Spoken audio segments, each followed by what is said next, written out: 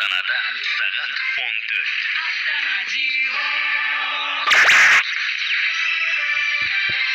Авторадио Қазақстанның ақпарат қызметі.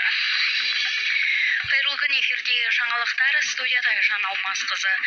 Қаңтар оқиғасы бойынша жеткізілген адамды азаптаған полиция қызметкері сотталды деп хабарлайды Тенгриньюс газет агенттігі бас прокуратура мәліметіне сілтеме жасап. Кінәні мойындау туралы процесті келісімін ескере отырып, сот үкімі бойынша сотталушыға арнайы атағынан және мемлекеттік қызметте жұмыс істеу құқығынан айыра отырып, 2 жыл 6 ай мерзімге бас бостандығын шектеу түріндегі жаза тағайындалды. Көкшетауда 22 жастағы жігітті некелесу күні өлтірді деп күдікке ілінгендер ұсталды. Айта кетейік, Көкшетауда ойын-сауық орталықтарының бірінде 22 жастағы жігітті әлдекімдер некелесу күні өлтіріп кетті деген ақпарат тараған болатын.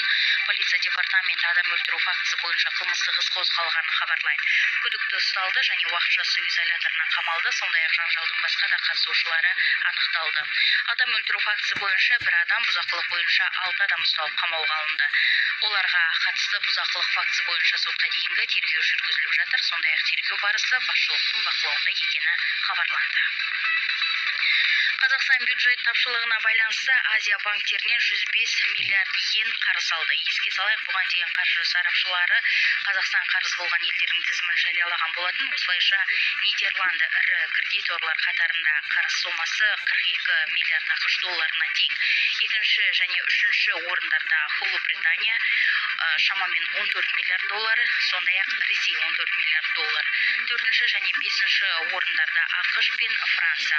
Жалпы алғанда мемлекеттік қарыз заңды құбылыс, алаңдаушылық ол шекті деңгейге жеткенде ғана туындауы мүмкін. Наурызда ұлттық экономика министрлігінің басшысы Мади Такеев Қазақстанның мемлекеттік қарызының көлемін айтты. Оның айтуынша 2024 жылғы 1 қаңтардағы жағдай бойынша Қазақстанның мемлекеттік қарызы 27 триллион теңге, лимитте 33% бар, ол қауіпсіз деп саналады деп түсіндірген еді министр. Мәдениет және ақпарат министрі Аида Балаева мәжіліс кулуарында Қазақфильмнің болашағына қатысты сауалға жауап беріп, мекеменің жабылу мүмкіндігі жайлы баяндады деп хабарлайды Статистика ақпарат агенттігі. Аида Балаева өз сөзінде Қазақфильмнің тарихи мекеме екенін айтып келе, жабылмайтынын мәлімдеді. Министрдің сөзінше, қазіргі таңда Қазақфильмді министрлік тарапынан қаржыландыру мәселесі заңдық негізде реттеліп жатыр.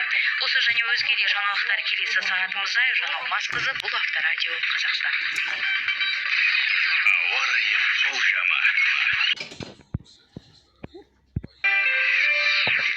Бүгін Петропавл, Көкшетау, Павлодар, Екібастұзда 7 градус аяз, Қостанайда 3 градус суық, Түркістан мен Шымкентте 3 градус жылы, Таразда +1, Қызылордада 0 көрсетуде, Атырауда +2,